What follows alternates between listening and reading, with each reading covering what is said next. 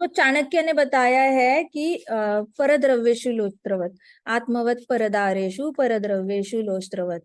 तो इसका मतलब क्या है, दूसरे की पत्नी जो होती है वो हमेशा माता समान होती है, वैसे ही दूसरे का पति जो होता है वो बेटे समान होता है। इसलिए माताओं को माता कहा जाता है, क्योंकि वो सबकी जननी समझी जाती है। और प्रभु जी को प्रभु जी इसलिए बोला जाता है, प्रभु जी सारे माता जी को इसलिए माता जी बोलते हैं क्योंकि हर एक की पत्नी उनकी माता होती है। और सारे माता जी प्रभु जी को इसलिए प्रभु बोलते हैं क्योंकि प्रभु का मतलब ही होता है उन्होंने अपने इंद्रियों पे कंट्रोल कर लिया है और वो उनको बेटे की नजर से देखती है। तो स्त्रियों ने खासकर जैसे ही विवाह हो जाता है तो किसी भी दूसरे के पति को, दूसरे के बेटे को, दूसरे के पिताजी को, अपने परिवार में देवर है कोई भी है, उस सब को बेटे की नजर से देखना होता है। That is the vision. एक गोल होना चाहिए, हमारे लक्ष्य होना चाहिए कि इस तरीके से हम सबको एक माता बनकर माता की नजर से देखें। It is not very difficult. Mother Teresa Krishna की डिवोटी थी भी नहीं, लेकिन वो इस नजर को डेवलप कर पाई थी। एनी बेसेंट इस नजर को डेवलप कर पाई थी। तो अगर मटीरियलिस्टिक लोग कर सकते हैं तो डिवोटीज के लिए भी ऐसा कोई बहुत इम्पॉसिबल टास्क है नहीं। तो इस तरीके से, और पुरुष जो है, पुरुषों ने सबकी पत्नियों को एक माता की नजर से देखना है कि ये किसी न किसी की माता है। और किसी को अगर बच्चा है भी नहीं, कोई अगर टीनेजर लड़की है या फिर जिसका विवाह नहीं हुआ है, उसको भी माता की नजर से देखना है, क्योंकि she is going to be a mother.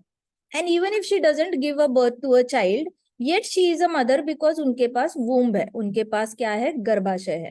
तो जिसके पास भी गर्भाशय होता है उसको माता की नजर से देखना बनता है। इस तरीके से जो भी अपने पति और अपने पति के साथ लॉयल रहता है, लॉयल्टी एक ऐसी क्वालिटी है जो बहुत रेयरली मिलती है, और जो भी लॉयल रहता है उसको खासकर वैकुंठ प्राप्ति होने के 100% गारंटी होती है। ये हमने पृथु महाराज के लास्ट चैप्टर में देखा था। महारानी अर्ची ने एग्जैक्टली सेम फॉलो किया था। गांधारी गांधारी का पति तो बिल्कुल ही गया गुजरा था, लेकिन फिर भी गांधारी को वैकुंठ प्राप्ति होगी। इस तरीके से ये नहीं देखना है। अब हमारी मंदोदरी, मंदोदरी का पति रावण, वो भी पूरा गया गुजरा, फिर भी मंदोदरी का उद्धार हुआ था, बिकॉज शी वॉज लॉयल। तो वाइफ को ये नहीं, नॉर्मली लोगों के ऐसे कंप्लेन्स रहते हैं कि हस्बैंड कर्दमा मुनि तो है नहीं तो मैं क्यों देवहूति बनूं। तो मत बनो। हस्बैंड रावण है तो आप मंदोदरी बनो, हस्बैंड धृतराष्ट्र है तो आप ये बन जाओ, गांधारी बन जाओ। You have to be loyal. उसमें तो कौन सी आत्मा, कौन सा शरीर लेकर आई है आपका husband, it is just a character. इस हस्बैंड की जगह दूसरा हस्बैंड होता ना, तो भी you are bound to follow the dharma, तो भी आपको धर्म तो फॉलो करना ही करना है। इस हस्बैंड की जगह कृष्णा दूसरा कैरेक्टर डालते या तीसरा कैरेक्टर डालते, कोई और भी कैरेक्टर आ सकता था स्टोरी में, लेकिन क्या उस कैरेक्टर पे डिपेंडेंसी रखनी है, धर्म फॉलो करे या ना करे? हमने थोड़ी ना डिपेंडेंसी रखनी है। कृष्णा को जिस कैरेक्टर को भेजना है भेजो। हमें अपना धर्म पता है कि हमने चेस्ट रहना है, हमने लॉयल रहना है, क्योंकि ये वर्णाश्रम धर्म है। पहली सीढ़ी वैकुंठ जाने की वर्णाश्रम धर्म है। वर्णाश्रम धर्म किसी और से कनेक्टेड नहीं रहता, अपने अपने प्रिंसिपल से कनेक्टेड रहता है कि मेरे उसूल क्या है, मेरे शास्त्रों में क्या उसूल बताए गए, प्रिंसिपल्स क्या बताए गए, क्या मेरा शास्त्रों पे विश्वास है, क्या मैं शास्त्रों फॉलो करना चाहती हूँ। फिर इट डजेंट मैटर हस्बैंड कैसा है, आपने अपना अपनी तरफ से धर्म को निभाना है। जैसे अर्जुन को कृष्णा ने बोला तुम अपनी तरफ से धर्म को निभाओ, ये मत देखो तुम्हारे दादाजी फॉलो कर रहे हैं या नहीं, तुम्हारे टीचर फॉलो कर रहे हैं या नहीं, वो अधर्मी बन रहे तो क्या तुम भी कुरुक्षेत्र से भागकर अधर्म करोगे? उनकी तरह तुमने भी उनकी तरह ही नीचे गिर जाना है? नहीं ना। तो वैसे ही अगर किसी हस्बैंड को लगता है कि वाइफ भक्ति नहीं कर रही है, जाप नहीं कर रही है, मैं तो जाप कर रहा हूँ, उसके अंदर तो अभी भी नॉनवेज खाने की इच्छा है, उसके अंदर तो अभी भी घूमने की इच्छा है, शॉपिंग करने की इच्छा है। हस्बैंड्स की कंप्लेंट रहती है काफी बार कि बीवी को खर्चे करने हैं, ये शॉपिंग करनी है, वो शॉपिंग करनी है। तो आपको तो आप अपना धर्म निभाओ। इसका मतलब ये नहीं कि वाइफ जैसे है वैसी पसंद नहीं आ रही तो इसका मतलब दूसरी माताओं को आप क्रॉस फ्रेंडशिप की नजर से देखोगे, फिर तो आपका वर्णाश्रम धर्म को खंडित हो गया। आपका वर्णाश्रम धर्म आपने पकड़ के रखना है कि मैंने राधा रानी के चरण पकड़ के रखने हैं, कृष्णा के चरण पकड़ के रखने हैं। और बीच में कोई भी कैरेक्टर आए, ये पत्नी नहीं आती तो दूसरी पत्नी आती, दूसरी नहीं तीसरी, कोई भी कृष्णा कैरेक्टर भेज सकता था। इट इज आफ्टर ऑल एक आत्मा को कोई ना कोई शरीर डाल के भेजना है। कोई भी और आत्मा भी आती तो भी आपको यही रूल फॉलो करना है, धर्म वर्णाश्रम धर्म, कि मैंने अपनी पत्नी के साथ लॉयल रहना है। आत्मवत परदारेशु, दूसरी पत्नियों को माता की नजर से देखना है। तो लास्ट चैप्टर जो हमने देखा था, महारानी अर्ची को सक्सेस इसीलिए मिली थी, वो आराम से अपने पति के पीछे प्लेन में बैठ के इसीलिए गई क्योंकि उनके अंदर लॉयल्टी थी, उनके अंदर पूरी तरह चैस्टिटी थी। चैस्टिटी मतलब एक ही व्यक्ति को पति समझना, मल्टीपल लोगों को पति नहीं समझ सकते, ना मन से समझ सकते हैं ना शरीर से समझ सकते हैं। अब इसमें क्वेश्चन आ जाता है, वाई द्रौपदी, द्रौपदी के 5 पति कैसे थे?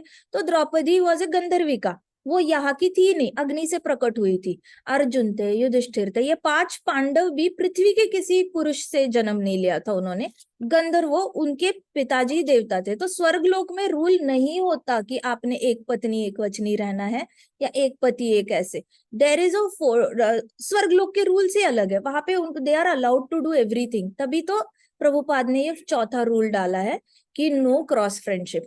क्यों? क्योंकि ये क्रॉस फ्रेंडशिप का रूल आप सिर्फ पृथ्वी पे फॉलो कर सकते हो, स्वर्गलोक पे नहीं कर सकते, क्योंकि 100% जनता ये सारे रूल तोड़ रही है। 100% जनता स्वर्गलोक में इंटॉक्सिकेशन करती है, वहां पे तो ओशन ही है सोमरस का। अब क्या करोगे आप? वहां पे लिकर का ओशन है, वो तो पिएंगे ही पिएंगे, तो वहां पे इंटॉक्सिकेशन का रूल ऑटोमेटिकली ब्रेक होगा। बच्चा जन्मता है 8 साल का, 5 साल का बच्चा बन जाता है, उसको बुखार आता है तो उसको भी वो लोग सोमरस पिला देते हैं, सुला देते हैं, और फिर 18 घंटे बाद उठेगा तो वो ठीक हो गया होता है, क्योंकि उसकी बॉडी को रेस्ट मिल गई होती है और अपने आप ही वायरल से बाहर आ जाता है। तो एक 5 साल का, 8 साल का बच्चा भी वहां पे इंटॉक्सिकेशन का रूल फॉलो नहीं कर सकता। हम बहुत लकी है कि पृथ्वी पे आए हैं और प्रभुपाद ने हमें ऐसे रूल दिए हैं जो फॉलो करके हमें गलती से भी स्वर्गलोक में भी जाने की कभी इच्छा नहीं होगी। तो हमारे ऊपर ऑलरेडी बहुत कृपा है प्रभुपाद की। अब हमने इसको बहुत सीरियसली फॉलो करना है। सीरियस, जो कैंडिडेट सीरियस होता है उसको कामयाबी मिलती है। पृथु महाराज ने सीरियसली वर्ण वानप्रस्थ फॉलो किया था, इसलिए उनको सक्सेस मिली। अगर पृथु महाराज ने वानप्रस्थ नहीं फॉलो किया होता तो उनको बिल्कुल भी भगवान ने वैकुंठ लेके नहीं जाना था। महारानी अर्ची ने सीरियसली चेस्टिटी, सीरियसली लॉयल्टी नहीं रखी होती तो महारानी अर्ची चिता भी चढ़ जाती तो भी वैकुंठ नहीं जाना था, उनको ज्यादा से ज्यादा स्वर्गलोक की प्राप्ति होती, वैकुंठ प्राप्ति नहीं होती। तो ये स्टोरी से जो हमें मिलता है सीखने के लिए, ये कभी भूलना नहीं चाहिए। महारानी अर्ची को हमेशा रखना, याद रखना, और अपने प्रिंसिपल्स को कनेक्ट करना, प्रभुपाद के टीचिंग्स को। देखो, गुरु साधु शास्त्र तीनों कनेक्ट हो रहे हैं, शास्त्र भी सेम बोलते हैं, भागवतम सेम बोलते हैं, हमारे गुरु प्रभुपाद है वो भी बोलते हैं, साधु इतने सारे साधु होते हैं वो यही सिखाते हैं। So it is a character independent भक्ति है। कैरेक्टर इंडिपेंडेंट भक्ति क्या है? आपकी लाइफ में कैसा भी बच्चा आए, दुर्योधन जैसा बच्चा आया और आपको लग रहा है कि बिकॉज मेरे पास दुर्योधन जैसा बच्चा है मैं भक्ति नहीं कर पा रहा हूं, तो ये एक एक्सक्यूज है, it is just immaterial. Vidura के पास भी ऐसे ही भांजे थे जो बहुत ज्यादा अपमान करते थे, इज्जत नहीं करते थे, फिर भी विदुर ने अपना भक्ति मार्ग नहीं छोड़ा। वैसे ही याद रखना है, कैसे भी अच्छा बच्चा मिले, चाहे कैसे भी भगवान ने जैसे भी भेजा है, वैसा अपनी मर्जी के जैसा भक्ति ना करने वाला भी कोई कैंडिडेट घर में है तो भी वो कारण नहीं है भक्ति ना करने का, कृष्णा के चरणों से आसक्त ना होने का। इस बच्चे की जगह दूसरा कैरेक्टर भी कृष्णा भेजते और वो भी भक्ति नहीं करता, तब भी आप यही बोलते कि इसकी वजह से भक्ति नहीं कर पा रहा हूं। फिर तीसरा कैरेक्टर भेजते, तब भी हमारे पास वही एक्सक्यूज रहती। तो हमने ना कैरेक्टर डिपेंडेंट भक्ति को बंद कर देना है। इट डजेंट मैटर कि बच्चा दुर्योधन जैसा निकला है, कर्ण जैसे निकला है, अर्जुन जैसे निकला है, युधिष्ठिर जैसे निकला है, पति पांडवों जैसे है, लॉयल है, या कौरव जैसे है, या कैसे है पति रावण जैसे है, या फिर बहुत अच्छे है। It really is independent. हमारे महाराज कहते थे कि भक्ति जो होती है हेलीकॉप्टर की तरह ट्रांसेंडेंटल होती है। ट्रांसेंडेंटल का मतलब कैसे? हेलीकॉप्टर ट्रैफिक लाइट से रुकता नहीं है, हेलीकॉप्टर को कोई ट्रैफिक लाइट है नहीं, हेलीकॉप्टर ऊपर से उड़ता है, बिना किसी ट्रैफिक लाइट के उड़ता है, उसको रोकने वाला कोई नहीं है। वैसे ही भक्ति होती है, भक्ति को रोकने के लिए कोई सिग्नल नहीं होता। ये सारे रूल्स सिर्फ नीचे वालों के लिए है, जो ज्ञान योग, ध्यान योग, कर्म योग फॉलो कर रहे हैं उनके लिए बहुत ज्यादा ऐसे रुकावटें डाली गई है। भक्ति योग के लिए शरीर का भी लिमिटेशन नहीं है, अपना शरीर का लिमिटेशन नहीं है तो दूसरे का शरीर क्या ही आपको रोकेगा भक्ति करने से। इसलिए ब्लेम गेम बंद कर देना है कि उसकी वजह से, इसकी वजह से, ऐसे वैसे, मेरी पत्नी अच्छी नहीं है, मेरा पति अच्छा नहीं है इसलिए मैंने क्रॉस फ्रेंडशिप की। या फिर मेरे घर वाले अच्छे नहीं है, मुझे पैसे ज्यादा नहीं मिले, मेरा करियर अच्छा नहीं हुआ इसलिए मैंने इंटॉक्सिकेशन शुरू किया, मैंने गैम्बलिंग इसलिए शुरू किया क्योंकि मेरे पास पैसे कम पड़ गए। ये सारे एक्सक्यूज देना बंद करना है, क्योंकि भक्ति इसके परे चलती है। भक्ति करोगे तो नेचुरली इसमें से इच्छाओं से मुक्ति मिल जाएगी, जो पृथु महाराज ने हमें बताया। तो लास्ट चैप्टर, अभी हम अगला चैप्टर करेंगे 24th, फोर्थ कैंटो का 24th चैप्टर है, chanting the song sung by lord Shiva. ओ शिव जी का गीत आज हम पढ़ने वाले हैं। करें शुरुआत? हैं जी? हाँ, शिव जी, सॉन्ग ऑफ शिव जी है।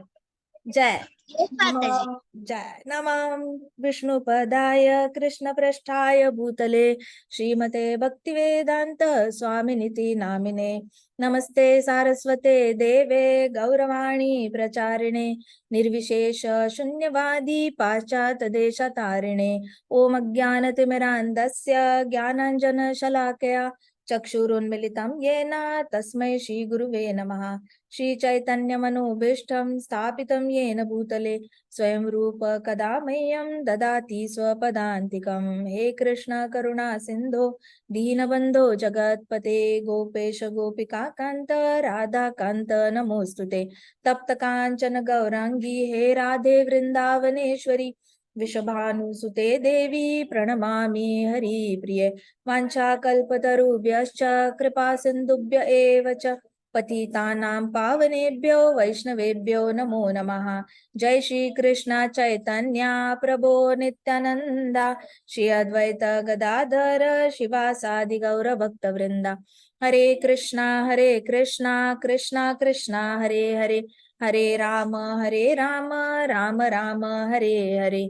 ओम नमो भगवते वासुदेवाय, ओम नमो भगवते वासुदेवाय, ओम नमो भगवते वासुदेवाय।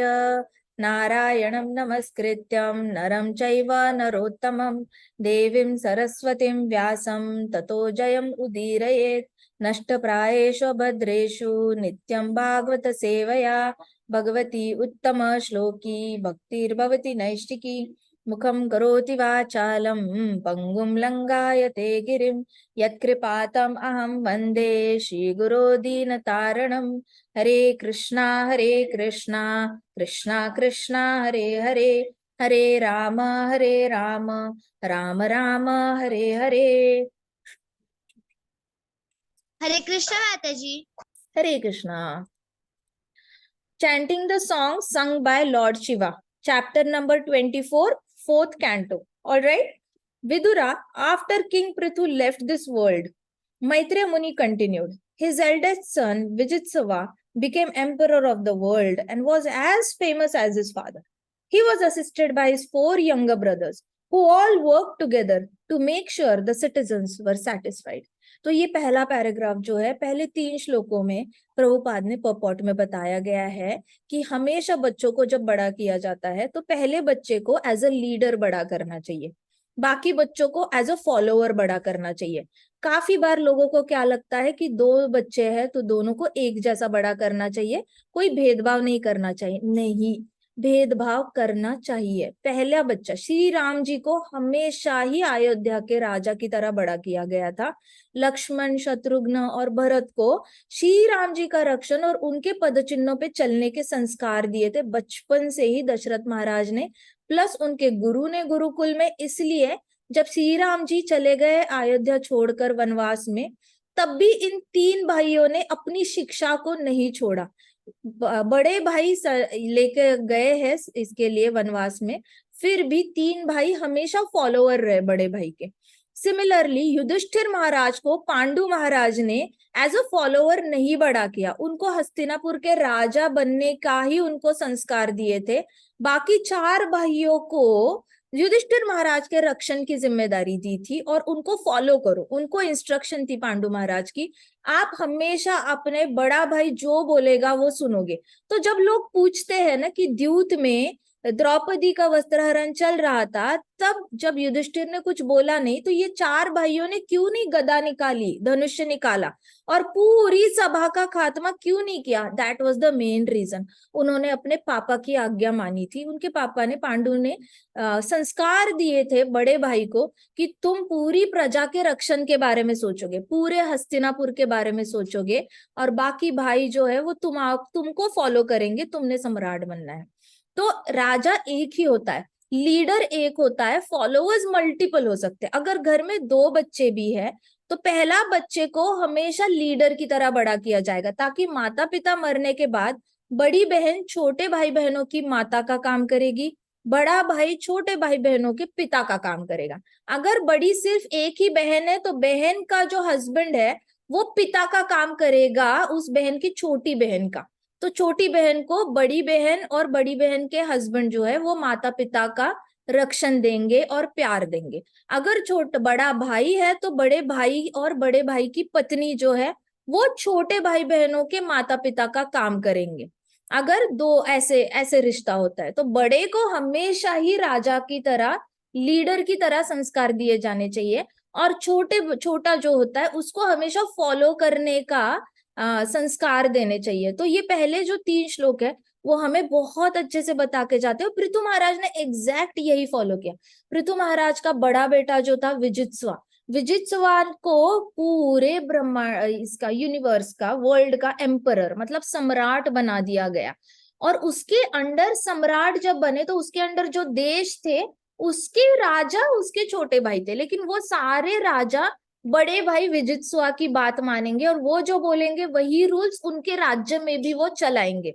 जैसे अमेरिका के अंडर 3-4 देश उनकी बात सुनते हैं, रशिया के बात 3-4 देश सुन लेते हैं, वैसे ही ये जो सम्राट बने थे विजित्स्वा, उनके भाई उनकी बात मानकर अपना अपना देश चलाएंगे। इतने अच्छे संस्कार विजित्स्वा, इसलिए विजित्स्वा का जो ये था, फेम था, उसकी जो प्रसिद्धि थी वो same to same Prithu Maharaj की तरह थी। पृथु महाराज जाते हुए अपनी लीगेसी जो है वो विजित्स्वा के पास छोड़ के गए थे। तो माता पिता ने सिर्फ ऐसे ही मरना नहीं होता, जैसे कि अब तो बच्चों की शादी हो गई, वो पैसे कमाने लग गए, सेटल हो गए, अब तो हम आंखें बंद करें, नहीं। डोंट थिंक ओनली इकोनॉमिकली, इतनी नैरो माइंडेडनेस नहीं रखनी है कि बस पैसे की इंतजाम हो गया, बच्चों का शादी का इंतजाम हो गया, अब हम आंखें बंद करके मरने को तैयार है। नहीं, मरने का भी there is a method of leaving the body also. शरीर छोड़ने का भी एक तरीका होता है। बच्चों को जैसे ही बड़े हो रहे होते हैं उनको संस्कार अलग अलग तरीके से देने होते हैं। संस्कार देने के बाद जब आप मृत्यु के समय आता है तो बड़े को छोटे की जिम्मेदारी देकर जानी होती है। वैसे ही पृथु महाराज ने डिट्टो वैसे ही विजित्स्वा को बड़ा किया था, और वो बाकी 4 भाइयों की पिताजी की तरह ख्याल रख रहा था। Now this is the success of parents, कि आप आगे चले जाते हो तो भी आपके छोटे बच्चे जो है वो अनाथ नहीं होते, और बड़ा बच्चा भी अपने आप को अनाथ नहीं समझता, क्योंकि उसके ऊपर जिम्मेदारी होती है छोटों की। तो वो अपने आप को ज्यादा कॉन्फिडेंट फील करता है, ज्यादा उसके अंदर दान धर्म की वजह से उसके अंदर सात्विकता ज्यादा आती है। नहीं तो ऐसे तो लोग दान धर्म करते नहीं है, लेकिन अगर आप बड़े हो परिवार के तो आपके हाथों से नेचुरली दान धर्म हो जाता है। आप उनको एडवाइस का देते हो, कुछ ना कुछ मुश्किलों में मदद कर देते हो छोटों को, और हमेशा उनके सर पे अपना हाथ रखते हो आशीर्वाद का। तो नेचुरली बड़ा जो है वो बहुत एक संतुष्ट लाइफ जी रहा होता है। छोटे जो भाई बहन है बड़े के अंडर संतुष्ट लाइफ। लेकिन जो माता पिता ये करने से फेल हो जाते हैं वो वैकुंठ नहीं जा पाते, वो पितृलोक में जाके तड़पते रहते हैं, क्योंकि नीचे उनके बच्चे तड़प रहे होते हैं। तो ये लोग भी पितृलोक में जाके तड़पते हैं, फिर नीचे के बच्चों की करियर में या फिर पैसे में कमी रहती है, परिवार में हमेशा लड़ाई होती रहती है, क्योंकि इनके पूर्वज पितृलोक में तड़प रहे हैं और ये लोग यहाँ तड़प रहे हैं। तो ये बहुत लॉन्ग टर्म रिपरकशंस है, जिम्मेदारी को झटकने की बहुत लॉन्ग टर्म रिपरकशंस होते हैं, जो मृत्यु के बाद भी नहीं रुकता। तो पृथु महाराज के चैप्टर में हमें सब कुछ पता चलता है, इस लाइफ का भी पता चलता है, अगली लाइफ का भी पता चलता है कि एग्जैक्टली हमारा डेस्टिनेशन कहाँ है। अभी से तैयारी करनी है कि कैसे बड़े होके हमने शरीर को छोड़ने से पहले क्या क्या जिम्मेदारियां करनी है। ठीक है। फिर पृथु महाराज को विदुर को मैत्रेय मुनि ने बताया कि remember when king Indra stole the horse of king Prithu sacrifice, every time lord Indra stole the horse he was chased by Vijitswa, but Vijitswa did not kill Indra at all. King Indra, being pleased with Vijitswa, gave him the title Antardhan, meaning disappearance, because he could see Indra, who was invisible while stealing the horse. Oh Krishna. अभी यहाँ पे कहते हैं मैत्रेय मुनि विदुर को कि तुम्हें पता है जब यज्ञ चल रहा था पृथु महाराज का, 99 यज्ञ हो गए थे, उसके बाद इंद्र ने घोड़ा चुराना शुरू किया था ताकि पृथु महाराज का 100वां यज्ञ फेल हो जाए। और उन्होंने बहुत बारी घोड़ा चुराया, और हर बार घोड़ा चुराने के बाद उनको पकड़ने वाला भी विजित्स्वा ही था। विजित्स्वा ने ही हमेशा बाण चलाए इंद्र पर, और विजित्स्वा जब बाण चलाता था, इतने बाण चलाता था तो इंद्र डर कर इनविजिबल हो जाता था। लेकिन वो इनविजिबल होने के बाद भी सिर्फ विजित्स्वा था जो उसको देख पाता था, इंद्र को। बाकी कोई नहीं देख पाता था, पृथु महाराज को भी नहीं दिखता था, ब्राह्मणों को भी, ऋषियों को भी नहीं दिखता था। नहीं दिखते थे। तो विजित्स्वा को दिख जाते थे। तो विजित्स्वा को इंद्र दिखते थे इनविजिबल होने के बाद भी, इसलिए इंद्र ने उसको नाम दिया अंतर्धान। अंतर्धान का उनको नाम दे दिया। तो अंतर्धान है 2 वाइव्स, तो विजित्स्वा का नाम ही पड़ गया अंतर्धान। तो जब इंद्र ने ये नाम दे दिया विजित्स्वा को, तो पूरा वर्ल्ड उनको राजा अंतर्धान करके नाम से जानने लग गया। तो उनकी जो प्रसिद्धि थी वो अलग नाम से हुई, जन्म का नाम अलग दिया था। तो राजा अंतर्धान जो थे उनको 2 पत्नियां थी और बहुत सारे उनके पास बच्चे किए थे। एक वाइफ थी, उसका नाम था शिखंडिनी, गेव हिम 3 सन्स। एक वाइफ का नाम, वो शिखंडिनी है, महाभारत की नहीं शिखंडिनी, ठीक है। ये शिखंडिनी अलग है, इसका नाम ही शिखंडिनी था। तो ये शिखंडिनी थी, उसको 3 बेटे हुए, ठीक है। अंतर्धान, अंतर्धान कौन है? राजा विजित्स्वा, ओके। विजित्स्वा के 3 बेटे पहली पत्नी से, 3 बेटे हुए जो बहुत ज्यादा पावरफुल थे। फायर डेमिगॉड ने उनको कर्स किया था by the great Vashishtha to take human birth.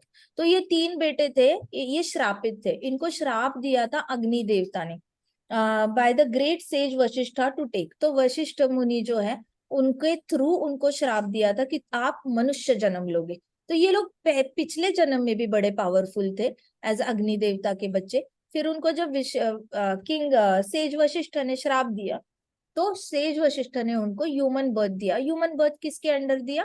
King अंतर्धान के 3 बेटे बनकर जन्म लिया उन्होंने। तो king Antardhan did his duties just like his father exceptionally.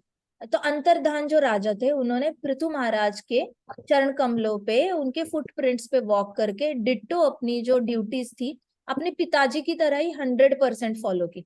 इसके पर्पॉट में श्रील प्रभुपाद बहुत अच्छे से बताते हैं। पर्पॉट में श्रील प्रभुपाद कहते हैं कि माता पिता ने ज्यादा बोलना नहीं चाहिए कि ये करो वो करो। माता पिता अगर अपने बर्ताव से सिखाते हैं तो बच्चे ज्यादा समझ लेते हैं। तो इट इज कॉल्ड एज कि जो सुना जाता है वो भूला जाता है, ठीक है। Whatever you hear you forget, whatever you see you remember, and whatever you do you understand. तो इस तरीके से जब माता पिता कुछ कर्म करके दिखाते हैं, सपोज आप बच्चों को लेकर या फिर बच्चे माता पिता के साथ मंदिर गए और उन्होंने माता पिता को सबको प्रसादम सर्व करते हुए देखा, तो उनको पता चलेगा कि सेवा का मतलब क्या होता है, अंडरस्टैंडिंग आएगी। अगर उन्होंने किसी और भक्तों को प्रसादम सर्व करते हुए देखा, बहुत सारे भक्तों को, तो उनको बस याद रहेगा कि सेवा ऐसे दिखती है। लेकिन अगर उन्होंने इस कथा में सुना कि प्रसादम को सर्व करना एक सेवा है, तो वो सुनकर भूल जाएंगे।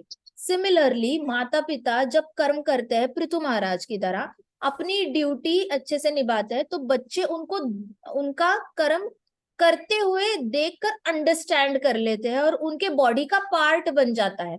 इसलिए संस्कार जो होते हैं वो संस्कार कभी बोल के नहीं आते, सुन के ज्यादा नहीं आते, जितना ज्यादा कर्म करने से आते हैं।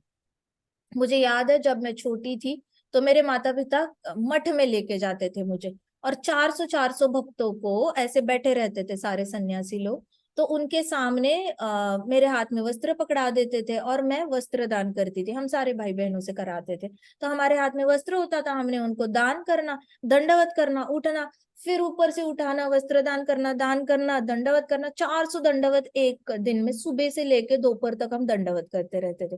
तो ऐसे करके प्रैक्टिकली हमें हाथों से देना सिखाया माता पिता ने। ये दादाजी ने मेरे पिताजी को सिखाया था, ऐसे ही कराया था, पिताजी ने हमसे कराया। फिर पिताजी ने और किसी मठ में लेके जाना, और वहां पे उन्होंने हमें हर रोज 3-4 दिन कंटिन्यूअसली वहां पे जो बीमार लोगों का कैंप लगता था। वो मठ के जो भक्त थे वो कैंप लगाते थे, डॉक्टर जो जिन्होंने संन्यास लिया होता था डॉक्टरों ने, तो वो अपना कैंप चलाते थे 3-4 दिनों का। तो उन्होंने वहां पे लेके जाना, और जितने भी ऐसे नॉर्मल लोग आ रहे हैं अपना आई चेकअप करने के लिए, कुछ भी चेकअप करने के लिए आ रहे हैं, तो वहां पे हमें बिठाना दवाइयां बांटने के लिए। अब हम पेड़ के नीचे बैठे हैं, हम दवाइयां बांट रहे हैं, पानी पीते जा रहे हैं, मटका रखा होता था ठंडे पानी का, हमने पीना, फिर बीच में रूह अफ़ज़ा शरबत आ जाता था, कभी फ्रूटी आ जाती थी, कभी कुछ आ जाता था, लेकिन हम वो एंजॉय करते करते सेवा करते थे। तो माता पिता को भी देखा सेवा करते हुए, और हमने भी सेवा करी। फिर जो क्या होता है, वो पंढरपुर की यात्रा निकलती है, तो उसमें मेरी जो बड़ी सिस्टर है वो जाती थी, शी इज अ डॉक्टर, तो वो जाती थी सबकी सेवा करने के लिए। वहां पे कैंप लगते थे, सारे भक्तों को सेवा, उनके पाँव पे फोड़े आ चुके होते थे बहुत ज्यादा। तो तब माता पिता, मेरा तो इंजीनियरिंग चल रहा था, तो माता पिता ने मुझे जबरदस्ती भेज देना, एग्जाम की पढ़ाई बाद में कर लेना, तुम जाओ पहले मदद करो वहां पे, ऐसे करके। तो इसको कहते हैं अंडरस्टैंडिंग द नॉलेज, इसको कहते हैं एक्सपीरियंशियल नॉलेज। एक्सपीरियंशियल नॉलेज वो होता है जो आप सुनकर नहीं मिलता, आंखों से देख कर, सुनकर भूल जाते हो, आंखों से देख कर आपको बस ये हो जाता है, याद रहता है, लेकिन आप जब करते हो तो आपको अंदर से रियलाइजेशन आती है। तो करके देखनी है ये सारी चीजें। माता पिता को बोलना है कि हमें लेके जाओ, हमें दान करना है, हमारे हाथों से दान कराओ। फिर मैंने खुद देखा था कि मेरी जो मदर इन लॉ है, उन्होंने लेके जाना, और उन्होंने हम जब मंदिर जाते थे तो वो ऐसे बहुत सारे कॉइन्स लेके जाती थी हाथ में, और जितने भी ऐसे बैठते हैं वैष्णो माता की लाइन पर बैठे रहे, तो सबको एक एक एक एक कॉइन दान करके जाते थे वो। तो ऐसे बड़े लोग जो करते हैं तो हमेशा याद रहता है कि क्या करते हैं वो लोग, कैसे करते हैं, और फिर उनको आप कॉपी करना बहुत आसान होता है, क्योंकि आपके बहुत करीबी रिश्ता होता है वो। और करीबी रिश्ते जो होते हैं वो ज्यादा इम्पैक्ट करके जाते हैं हमारे जीवन में। इसको कहते हैं संस्कार। संस्कार करके आते हैं, ना कि बोल के आते हैं। पृथु महाराज के जो बेटे थे, उन्होंने अपने पापा को एज इट इज कॉपी किया।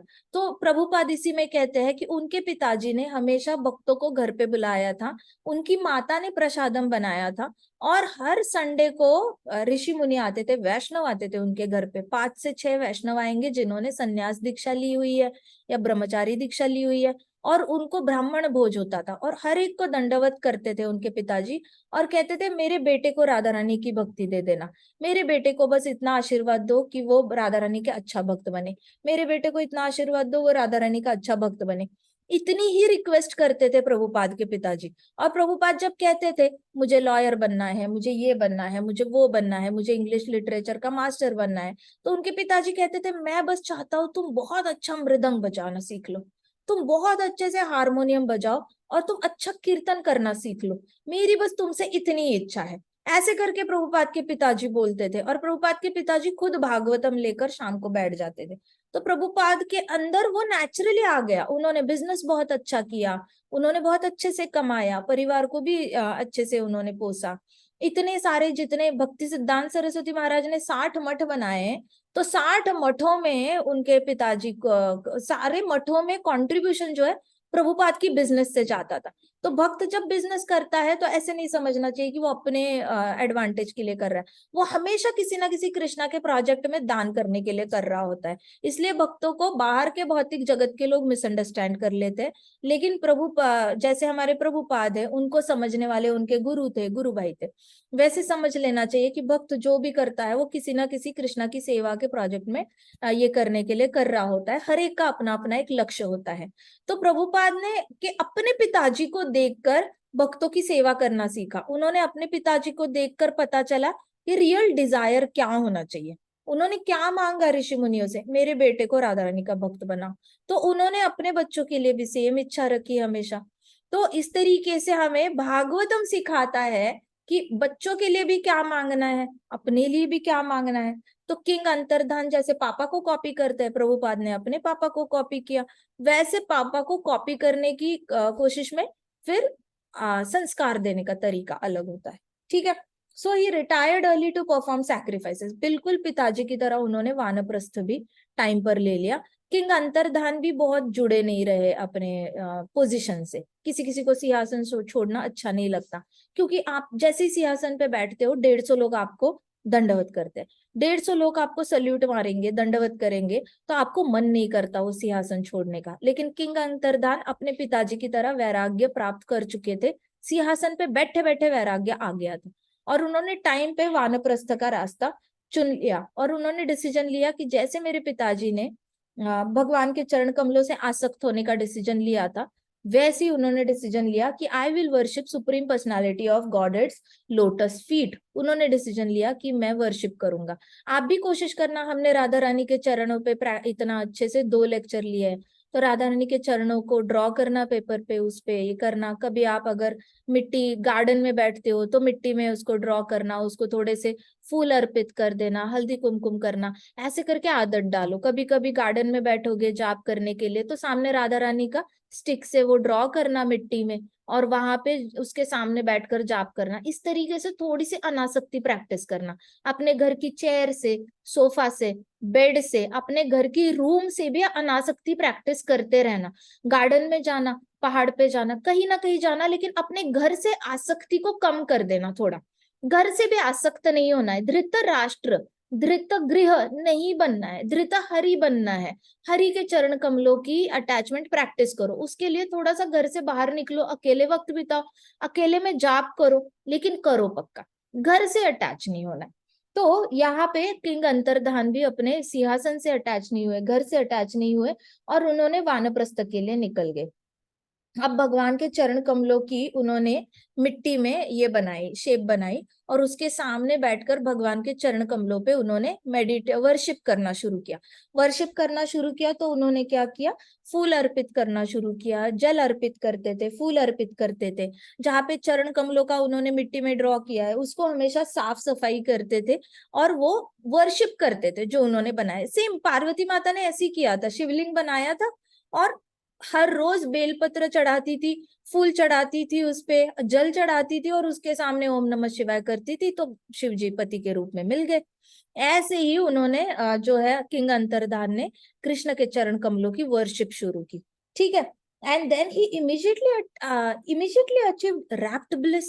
तो इमीडिएटली उनको साक्षात्कार हो गया, बहुत ज्यादा परमानंद प्राप्त हो गया। हमें पता है परमानंद का मतलब क्या होता है, सारी इच्छाओं से मुक्ति। परमानंद मतलब क्या है, परमानंद मतलब सारी इच्छाओं से मुक्ति। हाँ जी।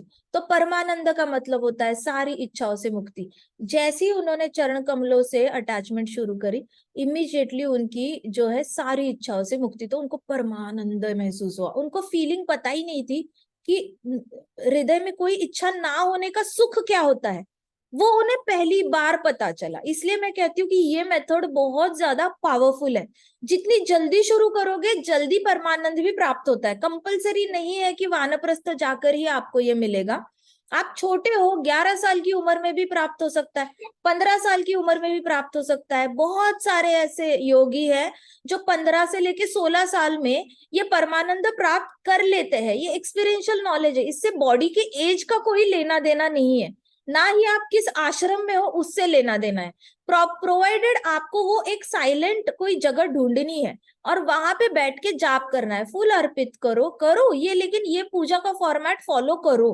अपने घर से बाहर निकलो। घर में थोड़ा सा मुश्किल हो जाता है। आप आजकल डिजिटल गैजेट्स आ गए, मोबाइल आ गया है, टीवी आ गया है, टैबलेट्स आ गए हैं, ये लोग आपको शांत नहीं रहने देंगे। प्लस राउटर होता है, उसके वाईफाई सिग्नल्स पूरे घर में घूमते हैं, आसपास के लोगों के घर में वाईफाई सिग्नल्स। तो सोचो हमारे ब्रेन पे कितना अटैक हो रहा है इन सिग्नल्स का।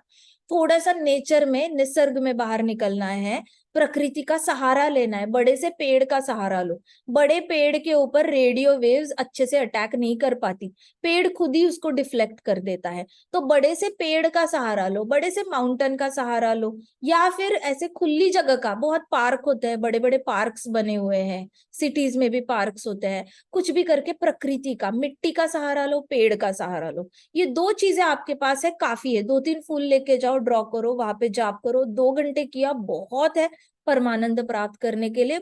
जल्दी रिजल्ट्स आएंगे, फास्टर रिजल्ट्स आते हैं इससे। तो किंग अंतर्धान को इन नो टाइम ये ब्लिस प्राप्त हो गया। ठीक है। In the end he attend the Lord's planet, फिर उन्होंने अपना शरीर पृथु महाराज की तरह ही छोड़ दिया। उन्होंने हर रोज क्या किया, उन्होंने बस चरण कमलों को फूल अर्पित किए और उसको देखकर उन्होंने हरि नाम लिया था और उनको वैकुंठ प्राप्ति होगी जैसे पृथु महाराज को मिली। तो उनके बेटे ने मेथड थोड़ी अलग फॉलो की, वर्शिप वाली फॉलो की, लेकिन उनको वैकुंठ प्राप्त हो गया। उनके लिए विमान आया और किंग अंतर्धान उस विमान में बैठे अपने पत्नी के साथ और उनको भी वैकुंठ प्राप्ति हो गई थी। तो देखो उनकी पत्नियां थी, उन्होंने अपने सास ससुर का मार्ग अपनाया।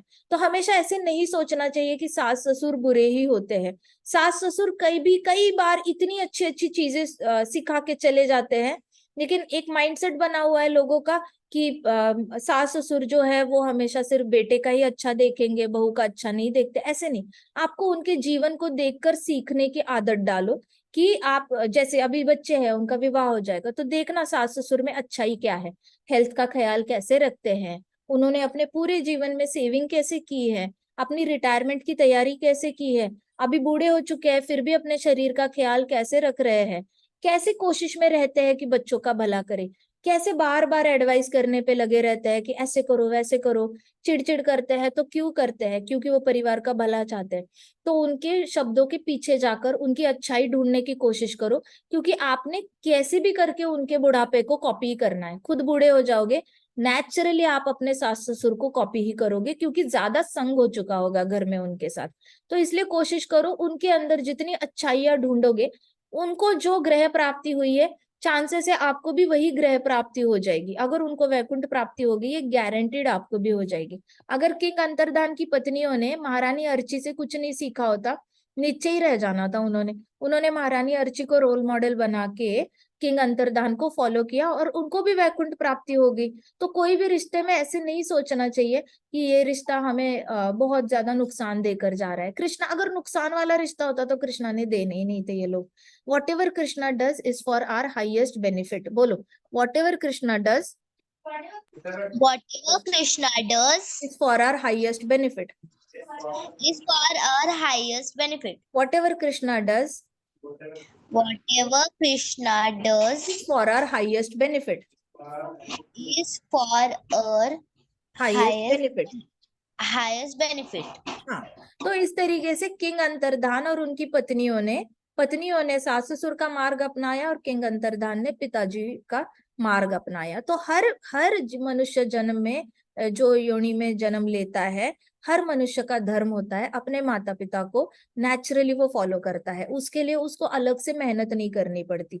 तो कोशिश करनी चाहिए कि अपने माता पिता को अच्छे से ऑब्जर्व करो और उनकी अच्छाई जो है उसको डेफिनेटली फॉलो करना। ऐसा हो नहीं सकता कि उनके अंदर आपको अगर अच्छाई दिख नहीं रही है, इसका मतलब हमारा हृदय शुद्धिकरण बहुत बाकी है।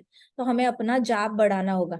जितना ज्यादा जाप बढ़ाओगे उतनी ज्यादा अच्छाई माता पिता के अंदर दिखेगी। वो कितना स्ट्रगल करते हैं आप लोगों को बड़ा करने में, कितना ज्यादा उन 24 घंटे आपके बारे में सोचते हैं, आपकी भलाई के बारे में सोचते हैं। तो आपको वो एक बहुत अच्छा सत्वगुणी इंसान बना रहे हैं आपके बारे में सोचकर।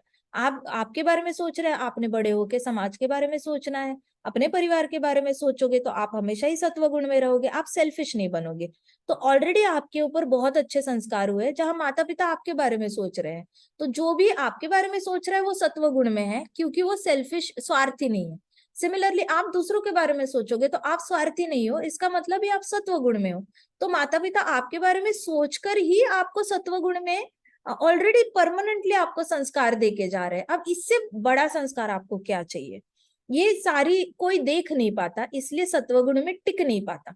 जिसने तो अपने माता पिता को समझ लिया कि उन्होंने हमेशा मेरी भलाई चाहिए, इसका मतलब उन्होंने अपनी भलाई के बारे में नहीं सोचा, इसका मतलब वो सत्वगुणी थे। अब मैं उनकी तरह सत्वगुण में कैसे रह सकता हूँ। तो आपको इस तरीके से भक्ति में आगे बढ़ने में बहुत मदद होगी, माता पिता को रोल मॉडल बन के चलाओगे तो। ठीक है। फिर but now I want to tell you about an incredible powerful descendant of king Antardhan, king Bharishat. हो जाए, किंग भरिशत की कहानी शुरू हो जाती है। किंग अंतर्धान के बेटे थे और वो बहुत ज्यादा पावरफुल पर्सनालिटी थी। क्या कहा जाता है कि अगर एक शुद्ध भक्त घर में निकलता है तो उसके बाद उसका बेटा उसकी कीर्ति जो है वो दुगनी करता है, लेकिन पोता आ जाता है उसकी कीर्ति जो है वो 10 गुना ज्यादा बढ़ाता है। जो धर्म फॉलो करता है। प्रहलाद महाराज के साथ सेम हुआ, बलि महाराज आए, बलि महाराज ने उनकी सुकीर्ति कितनी बढ़ाई आगे, और बलि महाराज को तो डायरेक्टली वामन देव ने दर्शन दे दिया था।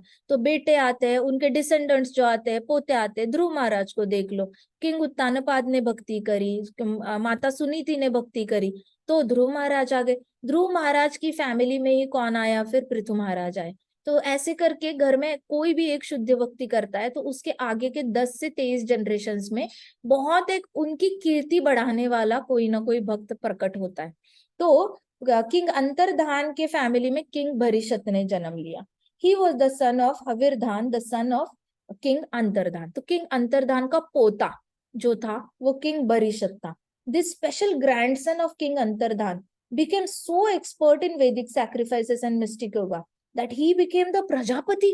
तो उन्होंने ध्यान योग में एक्सपर्टीज पा लिया, प्लस उन्होंने मिस्टिक योग में भी, मतलब ध्यान योग से जो पावरफुल मैजिकल पावर्स आती है, सिद्धि प्राप्त होती है, चाहे वो हवा में उड़ना हो, पानी पे चलना हो, कांच को खाना हो, अग्नि को पी जाना हो, कितनी भी बड़ी से बड़ी मैजिकल पावर्स जो होती है जो नॉर्मल इंसान नहीं कर पाता, वो सारी मिस्टिकल पावर्स जो है वो किंग भरिशत को मिली। और उनके पास इतनी ज्यादा पावर्स आई, पोता थे किंग अंतर्धान के पोता, तो इनको इतनी पावर्स आई कि सबने उनको प्रजापति के रूप में जानने लग गए।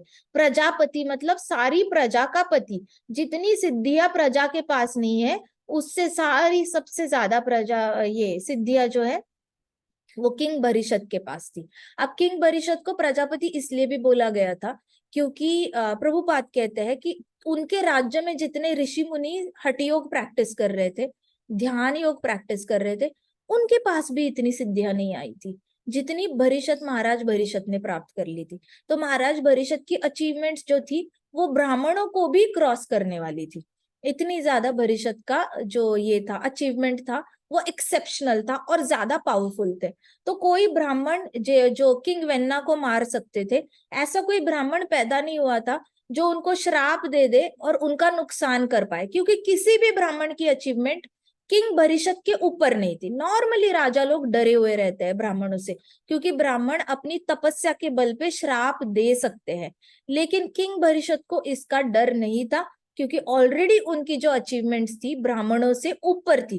तो ब्राह्मण इनसे डर के रहते थे, प्रजा उनसे डर के रहती थी कि नहीं नहीं इनकी ये ज्यादा पावरफुल है, इनके पास ज्यादा सिद्धि है और हम इनके करीब भी नहीं है। It is like first ranker को 99% मिलते हैं और सेकंड रैंकर को 82%। अब सेकंड रैंकर फर्स्ट रैंकर को compete करने के बारे में सोच भी नहीं सकता, क्योंकि first ranker is way ahead then the second ranker. तो सेकंड रैंकर उसके लिए कंपटीशन है भी नहीं, और सेकंड रैंकर फर्स्ट रैंकर को अपनी कंपटीशन समझेगा भी नहीं। उसने अपने दिमाग से फर्स्ट रैंकर को ऑलरेडी मिटा दिया होगा कि मैंने तो इसको क्रॉस करना ही नहीं है, मैंने 82 से मैं 88 पे पहुंच जाऊं, 90 तक पहुंच पाऊं वही बहुत बड़ी बात है, मेरी इच्छा ही नहीं है 99 तक जाने की। वैसे ही किंग भरिशत को कंपटीशन देने की किसी की इच्छा ही नहीं बची थी, इतनी ज्यादा सिद्धियां उन्होंने प्राप्त कर रखी थी, इसलिए उनको नाम क्या पड़ गया? प्रजापति। क्या नाम पड़ गया उनको? प्रजापति। प्रजापति। ये याद रखना प्रजापति की हिस्ट्री। प्रजापति का ओरिजिनल नाम क्या है? किंग भरिशत। किंग किंग भरिशत भरिशत किसके पोते हैं? किंग अंतर्धान के। अंतर्धान के। किंग अंतर्धान कौन है? राजा विजित्स्वा। राजा विजित्स्वा कौन है? पृथु महाराज के महाराज के बेटे। हाँ, बेटे। तो किंग पृथु महाराज के किंग भरिशत कौन हुए? नहीं, पर पोते। पर पोते कैसे? पर पोते हो गए। किंग विजित्स्वा अंतर्धान, अंतर्धान के बेटे का बेटा हवीरधान, हवीरधन का बेटा कौन हो गया? भरिशत। भरिशत हो गए ना? तो फोर्थ जनरेशन में जाके पैदा हुए। तो आपको यू हैव नो आइडिया शुद्ध भक्ति में कितनी शक्ति है। एक एक वैष्णव शुद्ध भक्त बन जाए, उसकी फैमिली में फिर पैदा ही होते रहते हैं शुद्ध भक्त। ऊपर से अरे भक्तों की आत्मा घूम रही होती है कि हमें जाना है वैष्णव फैमिली में, हमें जाना है। कौन सा वैष्णव है शुद्ध भक्ति कर रहा है? कौन सा वैष्णव? प्रभुपाद बताओ ना, प्रभुपाद हमें भेजो ना वैष्णव फैमिली में। फिर प्रभुपाद कहते हैं तुम यहाँ जाओ ये माता जी के पास, तुम इस प्रभु जी माता जी के फैमिली में जाओ, तुम यहाँ जाओ। ऐसे करके प्रभुपाद आत्माओं को असाइन करते हैं फैमिलीज में, वैष्णव फैमिली में। तो भक्त लोग जो होते हैं ना, वो भी वेट कर रहे होते हैं कि कब हमें वैष्णव फैमिली में जन्म मिलेगा। वैसे महान महान आत्माएं महान महान भक्तों की फैमिली में प्रकट होती है। इसलिए प्रभुपाद कहते हैं कि वैष्णव के जो बच्चे होते हैं उनको बहुत प्यार से बड़ा करना चाहिए, क्योंकि उनको मैं भेजता हूँ। मैं उनको भेजता हूँ जिनकी भक्ति अधूरी रह गई है, मैं उनको आपके पास भेज रहा हूँ। इनकी भक्ति पूरी करने में उनको पूरी तरह मदद करना, इनको अच्छे से खुद भक्ति करके संस्कार देना, इनके हाथों से सेवा कराना, इनके मन से, वाणी से और शरीर से भक्ति करवाना, और इनको वापस वैकुंठ भेजने की तैयारी के इसलिए मैं आपके पास भेज रहा हूँ। तो प्रभुपाद ने जाने से पहले इंस्ट्रक्शन दी थी कि जितने भी बच्चे वैष्णव के घर में आएंगे उनको अच्छे से भक्तिमय वातावरण में बड़ा करना और उनको मदद करना वैकुंठ जाने के लिए। तो सारे शिष्यों को ये एक यूनिफॉर्म इंस्ट्रक्शन दे के गए थे। वैसे ही अभी किंग बरिशत जो है वो कृष्णा की मर्जी से पृथु महाराज के पर पोते बनकर जन्म लेकर आए, और वो उनका नाम प्रजापति। ये प्रजापति को भूलना नहीं है। प्रजापति अगले बहुत सारे चैप्टर्स तक हम प्रजापति की ही बातें करने वाली है, और बहुत मजा आने वाला है प्रजापति की कहानी में। तो प्रजापति पृथु महाराज के परपोते हैं, कैसे प्रकट हुए, उनके दादाजी की कितनी ग्लोरीज है। किंग अंतर्धान ने कैसे अपने पिताजी को फॉलो किया, कैसे उन्होंने वानप्रस्थ लिया, कैसे वो अपने पिताजी को, उनकी दादी जी ने उनके सास ससुर को फॉलो किया था, और कैसे वैकुंठ प्राप्ति हो गई उनकी दादी जी को। ये सब ऐसे करके याद रखो रिश्तों के बेसिस पे, फिर आपको पता चलेगा कि प्रजापति को इतनी पावर्स क्यों मिली। ठीक है, आगे जाकर हम ये पढ़ेंगे। आज हम यहीं पे ये करते हैं, समाप्त करते हैं। प्रजापति को दूसरा भी नाम है प्राचीन भारी, किंग प्राचीन भारी ऐसे भी नाम करके जाना जाता है, या फिर किंग प्राचीन भारिशत ऐसे करके। ठीक है। अच्छा, आपको हायरार्की सुननी है। So there is king Prithu Maharaj. King Prithu Maharaj के बेटे किंग विजित्स्वा। विजित्स्वा का दूसरा नाम है king Antardhan, given by lord Indra. King अंतर्धान को 3 बेटे हैं पहली पत्नी से। पहली पत्नी से 3 बेटे हैं। उसके बाद 3 बेटे में से एक बेटा है, उसका नाम है हविर्धन, हविर्धान। हविर्धान का बेटा है किंग बरिशत। ठीक है। किंग बरिशत को प्रचीन भारी भी कहा जाता है, फिर ये भी कहा जाता है, प्रजापति भी कहा जाता है, और प्राचीन भरिष्यत भी कहा जाता है। तो 3-3 नाम है, याद रखना। लेकिन ठीक है, 4 नाम, टोटल 4 नाम हो गए। इसको याद रखना, ताकि क्योंकि आगे आके भागवतम में ये चारों नाम अलग अलग जगह पर लिए जाते हैं, तो सबको कंफ्यूजन हो जाती है किसकी बात चल रही है। ये कौन है प्रजापति, ये कौन है प्राचीन भरिष्यत, ये कौन है प्राचीन भारी, ऐसे करके सब कंफ्यूजन में रहते हैं। तो एक ही राजा के 3 नाम है, इतना याद रखना। ठीक है। आज हम कहानी यहीं पे समाप्त करते हैं। हम कल फिर से कंटिन्यू करेंगे। This is very interesting. Prithu Maharaj की कथा में जितना मजा आया था ना, उससे 10 गुना ज्यादा मजा किंग प्राचीन प्रजापति की कहानी में आता है। बहुत मजा आता है। ठीक है। ग्रंथराज श्रीमद् भागवतम की जय। श्रील प्रभुपाद की जय। श्री श्री राधा श्याम सुंदर की जय। श्री श्री कृष्ण बलराम की जय। वृंदावन धाम की जय। छोटे छोटे भक्तों की जय। भक्तों के माता पिता की जय। समस्त भक्त वृंद की जय। हरे कृष्णा कृष्णा कृष्णा हरे हरे, हरे राम राम राम हरे हरे। हरे कृष्णा महासंकीर्तन यज्ञ की जय। दंडवत प्रणाम। दंडवत।